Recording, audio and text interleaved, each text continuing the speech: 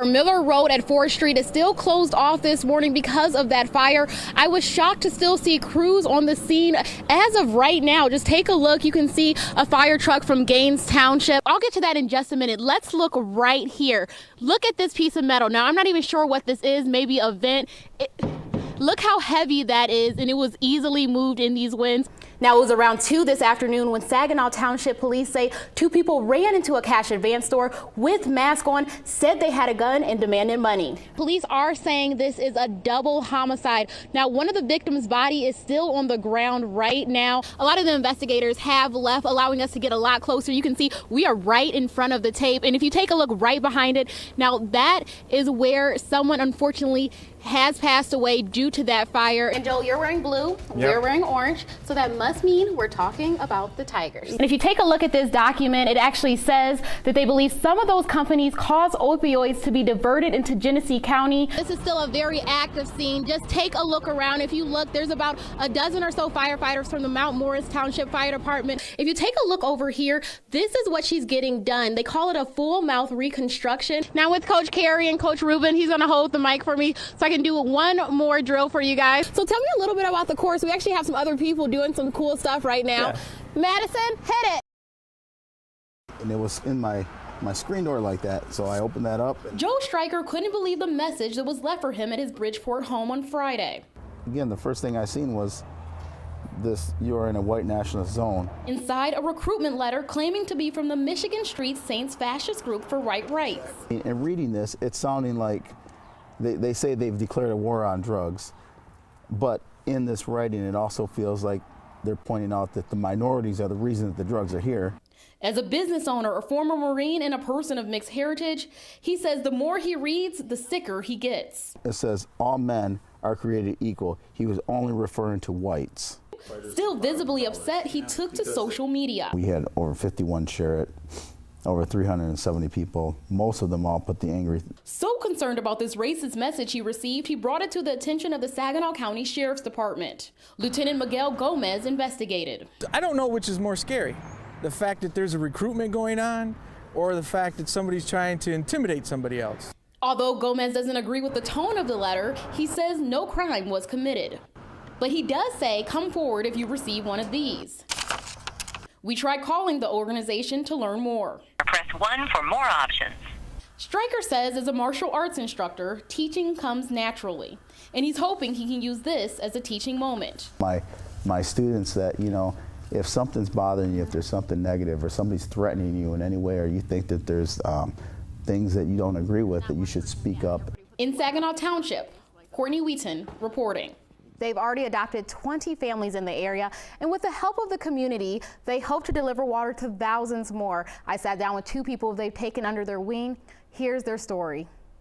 Scenes like this are common in Flint, but this isn't a typical water delivery. This wall here? I'm gonna call it as angel that was watching over me. 86-year-old Dorothy Jones lives alone, and she wants you to know she's strong and independent, but age has taken its toll. I'm not disabled, I move around, but it's just some certain things that I can't do. One of them is leave her house to pick up water, prompting Prince of Peace Church to put her on its Flint 4,000 adoption list. A list identifying thousands of elderly and disabled people living in the city who need a little bit more help than the rest after the state stopped providing water to residents. You said somebody adopt me. Dorothy, like others in the program, will receive 32 cases of water for the next 2 months thanks to donations the church has gathered from across the nation. And God bless you so much. It's time to pack up and say goodbye to Dorothy. You too, and I'll see you next month, okay? One day, multiple stops. Our next one to meet Janet Bidoff. Like Dorothy, she lives alone, but Janet is disabled. Now I've been blind for 13 years. Disabled, diabetic, and on a fixed income, clean water is sometimes hard to come by. I've been overwhelmed because people just never did for me that, you know. No words to express what those volunteers in these cases mean. Thank you. Sometimes all you can do is give thanks. I thank you. So emotional, and people have been asking me, how in the heck do you find 4,000 people? Well, they had a list that was already made from the city and state when the water pods were still open, and they used that list to deliver the water. Residents I spoke to this morning say they will never trust the water, and now that those pods are closing by this Friday, they have to look for another source to find their water. Check out this U-Haul right here. First Trinity Baptist is donating this to people, but it'll probably be gone by the end of today. How are you? Lines wrapped around Beach Street in downtown Flint to pick up water, thanks to hundreds of cases donated to First Trinity Baptist Church. We've been passing out water every week since then, since 2016. But obviously now with the pods closing, there's a more diverse need. Salt water. Bottled water in high demand and in short supply. This after the governor announced Friday bottled water would no longer be supplied by the state due to decreased lead levels. A move Northside Flint resident Karen Natelin is calling heartless. No, we don't trust them, and now they want to get rid of the water. What they trying to do, take a vacation on us? With water pods expected to close as early as this week, residents like Randy Alexander are now turning to churches to get what they need. I got people across the street that don't have a vehicle that can get water, and I'm trying to get it for them. Volunteers and church leaders were on site throughout the afternoon packing up cars. Something longtime Flint resident Marcus Lewis appreciates. And the church has been bagging us ever since it happened. Church leaders say they will provide water to residents even after the pods close.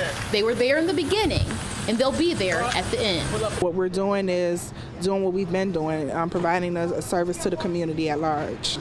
Now again, many of the residents I spoke to said they're still using this water to cook, clean, and even bathe. So if you need more water, I'll have a list compiled on our website of where you can go once those pods close. For now, in Flint, Courtney Wheaton reporting. Where's he at?